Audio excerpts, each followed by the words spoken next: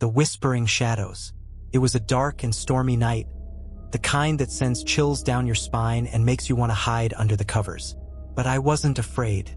I loved the thrill of a good horror story, and I was determined to spend the night in the abandoned mansion on the outskirts of town.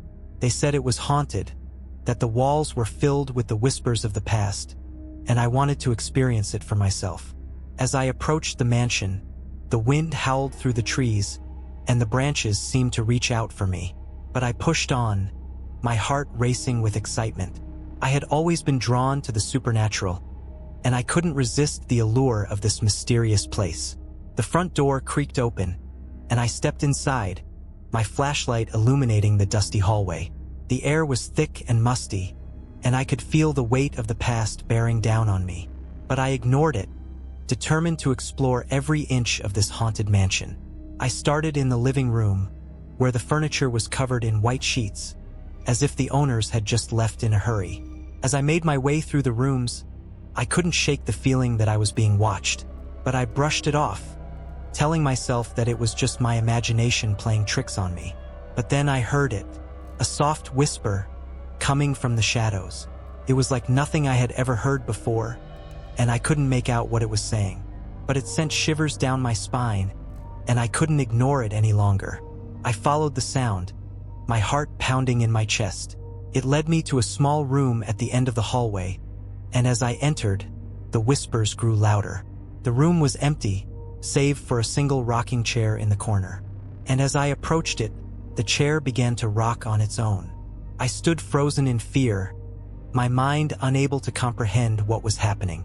And then I saw her, a woman, dressed in a white gown, sitting in the chair. But her face was twisted in a grotesque expression, and her eyes were empty sockets. I screamed and turned to run, but the door slammed shut, trapping me inside with the whispering shadows. I could feel them closing in on me, their whispers growing louder and more urgent. And then I felt a cold breath on my neck, and I knew I was not alone. I closed my eyes and prayed for it to be over, but the whispers only grew more intense. And then, just as suddenly as it had started, it stopped. The room was silent, and the door swung open, allowing me to escape. I ran out of the mansion, my heart racing and my mind reeling. I never returned to that haunted place again, but the memory of the whispering shadows stayed with me. And every time I hear a strange whisper in the dark, I am reminded of the terror I felt that night in the abandoned mansion. The eyes in the painting. I was always skeptical of the old painting that hung in our family's living room. It had been passed down for generations and was said to be a family heirloom, but something about it always gave me chills. The painting depicted a woman with piercing blue eyes, staring directly at the viewer. Her expression was haunting, as if she knew something that we didn't. My grandmother would always tell me to stay away from the painting, warning that the woman in it was cursed. But as a curious teenager, I couldn't help but sneak into the living room at night, drawn to the painting like a moth to a flame. I would stand in front of it, studying the woman's eyes, trying to decipher the secrets they held. One night, as I stood in front of the painting, I noticed something strange. The woman's eyes seemed to follow me, no matter where I stood.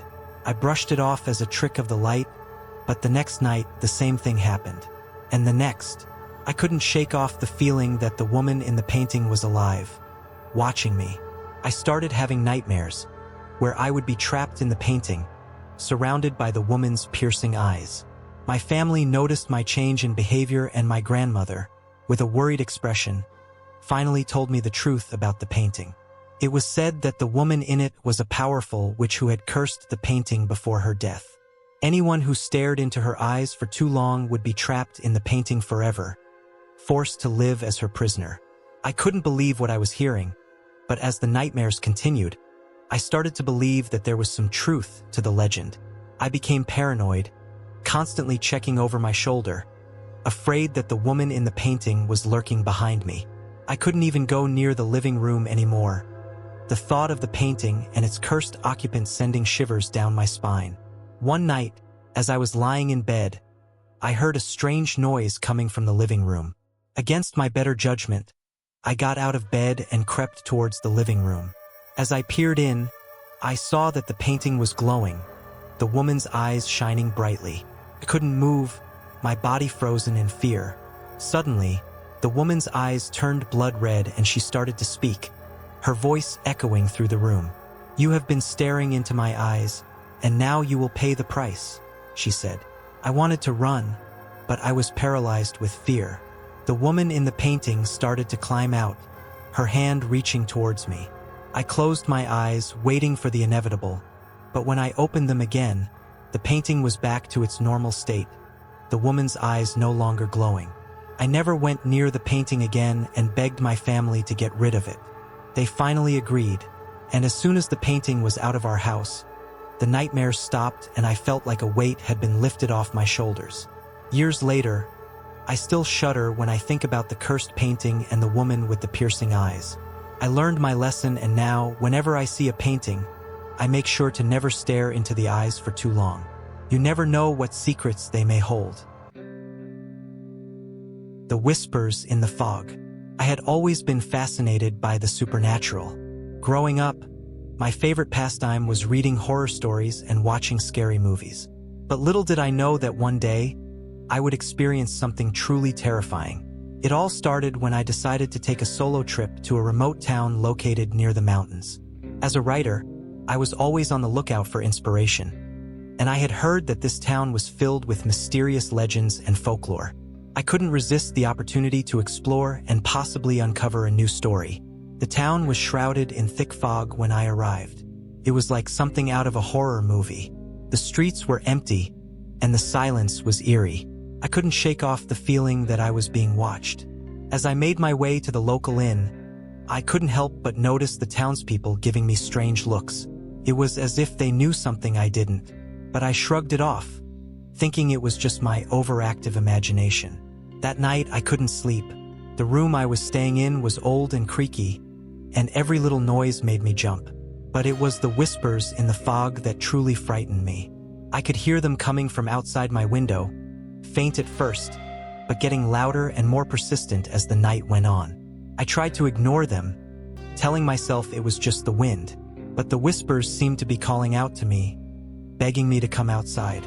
Against my better judgment, I gave in to the temptation and opened the window.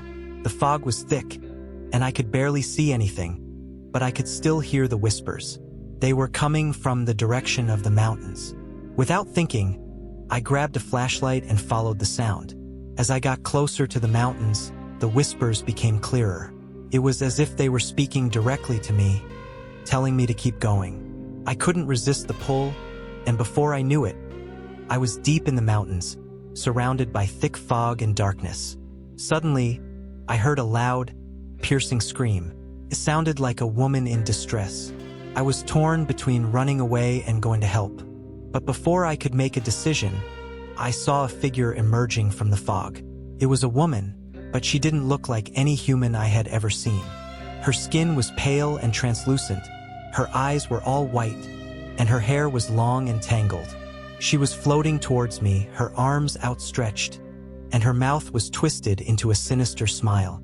I tried to run, but my feet were rooted to the ground.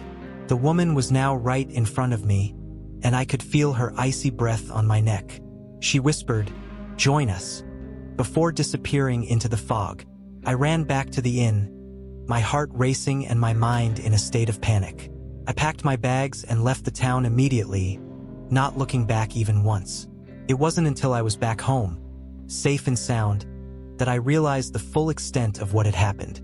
The whispers in the fog were not just my imagination. They were the spirits of the town, calling out to me, trying to lure me into their world.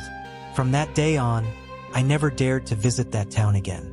And every time I see thick fog, I can't help but think of the whispers and the woman in the mountains.